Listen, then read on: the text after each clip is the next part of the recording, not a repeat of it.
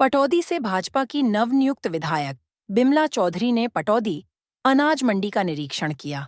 इस दौरान किसानों और व्यापारियों से मिलकर उनकी समस्याओं को भी सुना।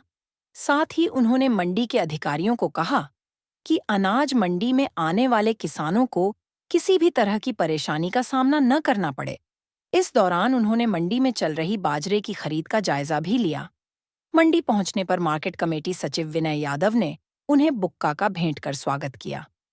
व्यापारियों ने विधायक विमला चौधरी से नई अनाज मंडी में अनाज की तुलाई के लिए धर्म कांटा न होने के कारण होने वाली परेशानियों से भी अवगत कराया तथा अनाज मंडी में एक और टीन शेड बनवाने की भी मांग रखी।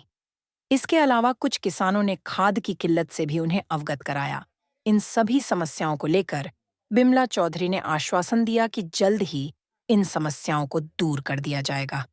तो क्या किसानों की समस्याएं थी और कब तक वो दूर होने की संभावनाएं हैं? ऐसा है, मैं धन्यवाद करती हूँ हमारे बहुत ही कर्मठ, बहुत ही जुझारू सीएम साहब नायक सैनी जी का। जो रात उन्होंने मेरी बात हुई थी तो हमारे ऑनलाइन जुड़े थे हम, तो उनसे हमने बात करी थी खाद के बारे में।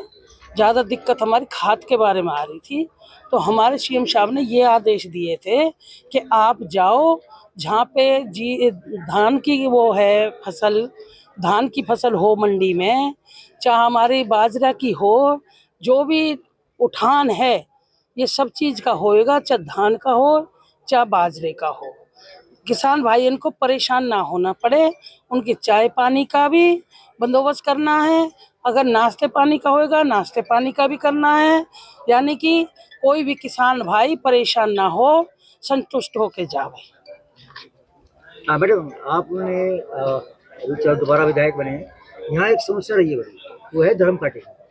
पिछली बार जो कृषि मंत्री थे वो यहाँ आए भी थे और उन्होंने वादा भी किया था कि भाई हम धर्म काटा लगा देंगे, लेकिन आज तक लगाए नहीं। तो क्या उम्मीद करें कि अब आप आए हैं, नई सरकार आई है, तीसरी बार आप सत्ता में आए हैं भारतीय जनता पार्टी, तो अब जल्दी ही यहाँ वो समस्या का समाधान हो जाएगा, क्योंकि उसकी वजह से बड़ा जाम लग जाता है। डॉक्टर साहब आपने बहुत बढ़िया प्रश्न पूछा मेरे को।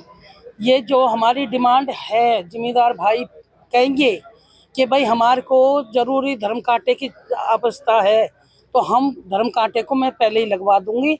जैसे ही मैं शपथ लेके असेंबली चलेगी, असेंबली में आवाज़ उठा के धर्म कांटे की समस्या करवा देंगे। इसके अलावा यहाँ 2 शेड बनने चाहिए थे जी। एक बना है, एक अभी तक नहीं बना है जी, उसकी क्या लोग उम्मीद करें?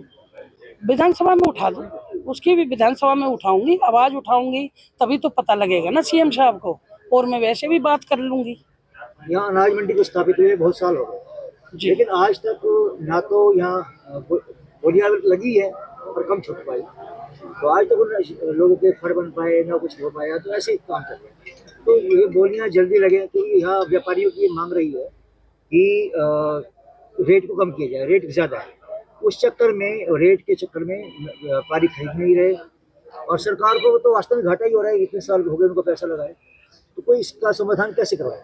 ऐसा है जी, सारे काम आराम से, सारे काम होंगे धीमे धीमे डॉक्टर साहब। ये काम जो समस्या की है ना, सबसे पहले हम समस्या ही दूर करेंगे, किसान भाइयों की भी, व्यापारी की भी।